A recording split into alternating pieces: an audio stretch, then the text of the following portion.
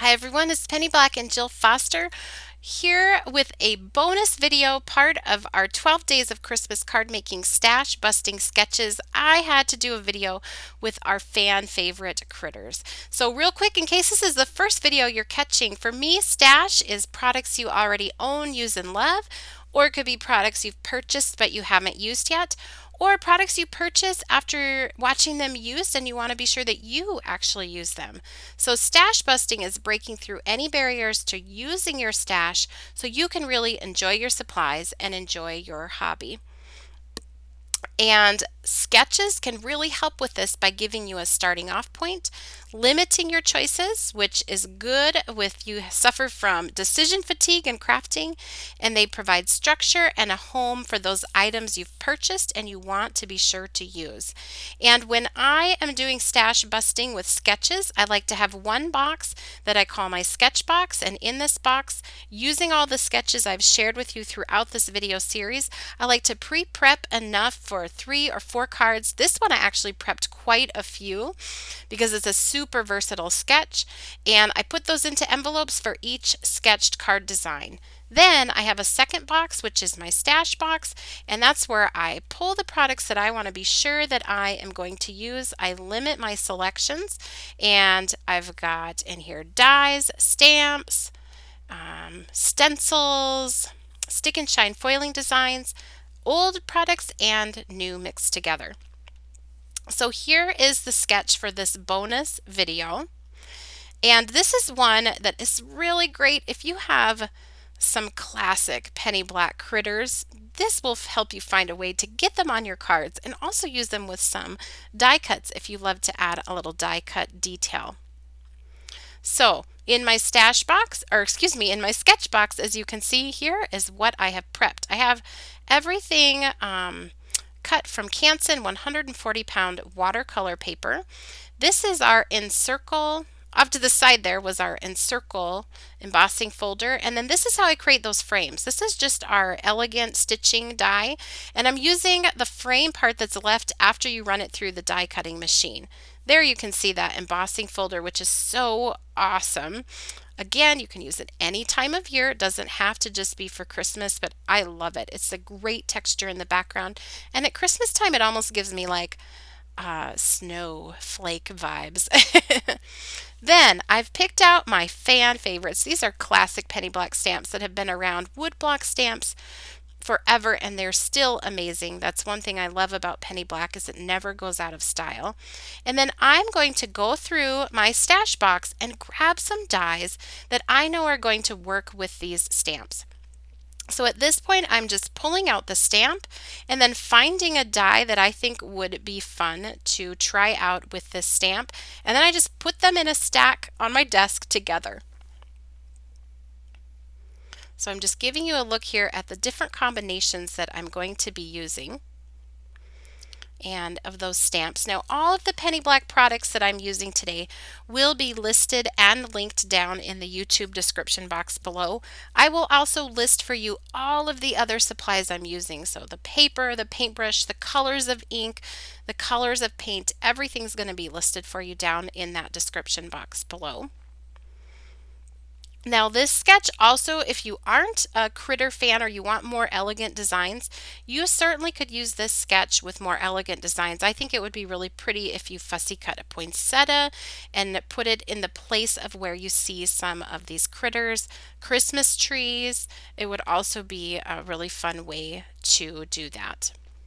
Or even just the die cuts without the critters would be cute.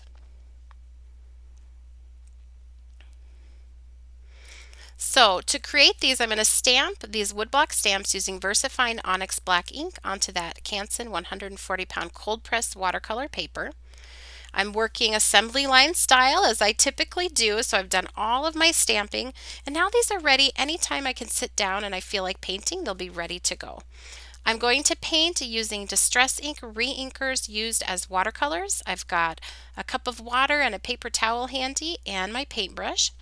I also have my stamp right there by my palette, so I can look back for coloring or shading ideas. But one thing, these stamps, the illustration is so cute. So whether you like to take a lot of time to paint your image in and do lots of really detailed shading, or you just want to do a couple swipes of color on, they're going to look cute. They're going to look great. And in some ways, these, the more imperfect your painting is, the more charming that it looks. In addition to those Distress Ink Reinkers uses watercolors, I'm also going to use my Memento Toffee Crunch pressed ink pad pressed onto an acrylic block. I just love that for a neutral color. You can see here I'll do even a little bit of mixing of colors right there on my paper.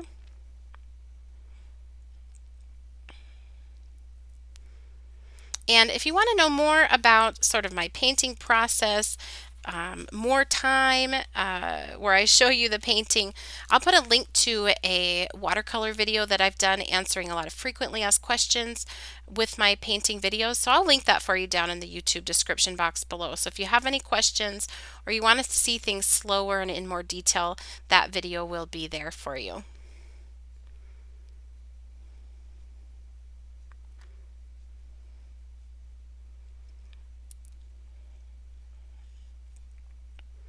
Just going to move on here to the Santa hat.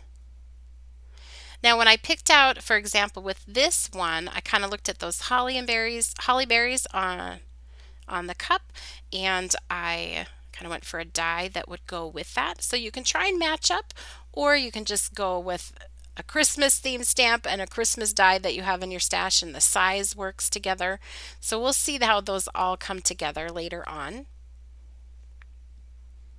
I'm going to put down a little bit of blue on the cup next,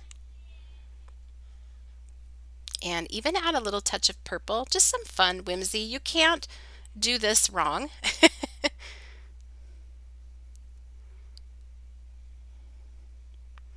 When the stamps are this cute and whimsical, the sky is the limit with how you want to color them.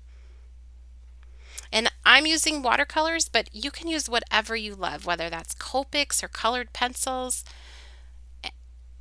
water-soluble markers, whatever you like, you can use. Whatever brings you joy when you are coloring it in. I decided to kind of darken up that a little bit more. So while it's still wet, I can keep sort of mixing and blending right there on the paper.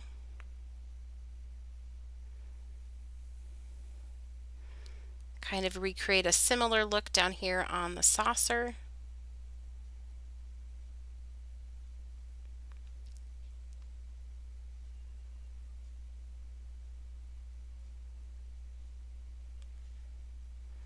So in order to do that, I kind of keep with a similar layering process. The blue, the purple, and then a little bit of that darker blue. And again, all the colors used are listed down in the description box.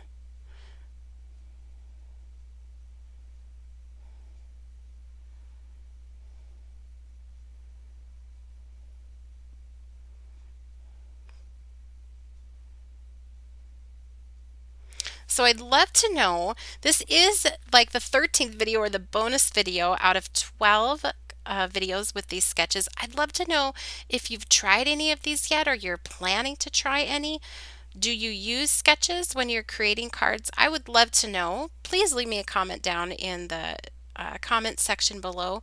I just really love hearing from you all, and I thank you again for all of the encouragement that you leave for me in those comments section. In the comments section.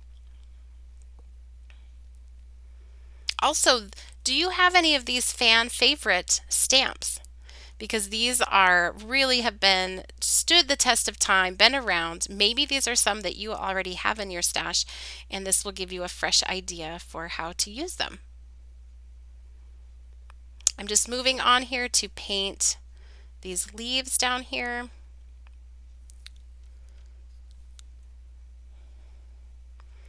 Using my favorite combo, my current fave, which is Evergreen Bough and Forest Moss.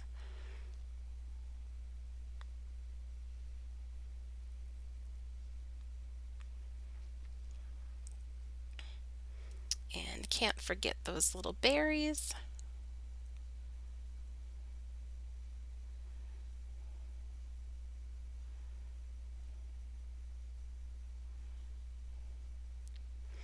And then while I'm doing my painting, I'm also going to paint those die cuts. So you could cut these from colored cardstock, you could color them with markers. I kind of wanted them to match up with the colors that I used on my focal point images. So I'm just using those same colors again. So like here, this is that evergreen bough and some of that forest moss. So I'm using those same colors here as I did on that cat. Kind of letting them mix and blend. So there you can see just matching that up. And I also painted those berries, and I'm just using, once it was dry, going back and adding sort of the branch or the stem.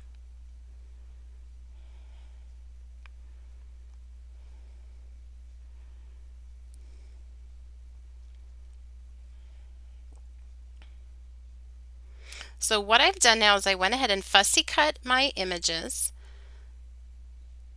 and then I'm laying them out then with the die cuts that I have painted. So they'll be ready to add to my cards. They will be easy to add to the cards because I'm using that sketch. So not a lot of decisions to make, just a lot of fun to have, getting everything ready, picking out what to put with each other.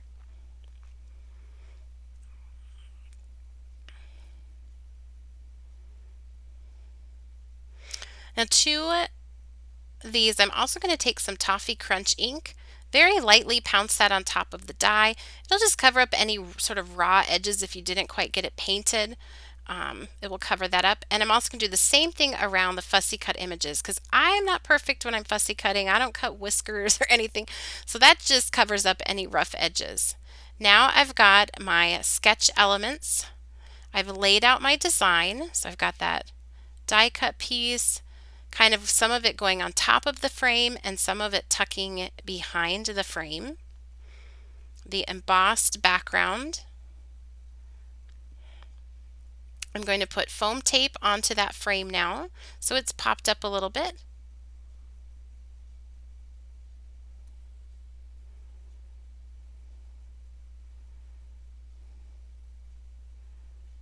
And then my critter can go on there. Now, if I had been planning ahead a little bit better, I would have stamped my sentiment before I put it on, before I put the foam adhesive and I put that frame on the card. I was able to go in and stamp the sentiment, but just so you know, if you know where your sentiment's going to go, I would recommend stamping that before you put it onto the card. So here's a look at all of those cards once they are complete. I just love how these turned out. They're so fun. If you did these early enough, they'd also be a great gift to someone, all of them together, and they could use them for their Christmas cards. These designs also would be great on tags. So if you wanted to make handmade gift tags, instead of putting them onto the card, you could just add the die cut and the focal point image to a gift tag. That texture from the Encircle embossing folder is so great too. It finishes them off even though there's a lot of white on these cards. Well, I hope you enjoyed this bonus sketch and video. Here's another look at the sketch, and I'll give you another look at each of those cards. Again, if you enjoyed this series and this video, give it a thumbs up, subscribe to our channel. You can also continue to connect with Penny Black and get lots of card ideas on our Facebook page, Instagram, Pinterest, as well as our website and blog. And all of those are listed for you down below in the YouTube description box. And thank you so much for watching. Happy stamping!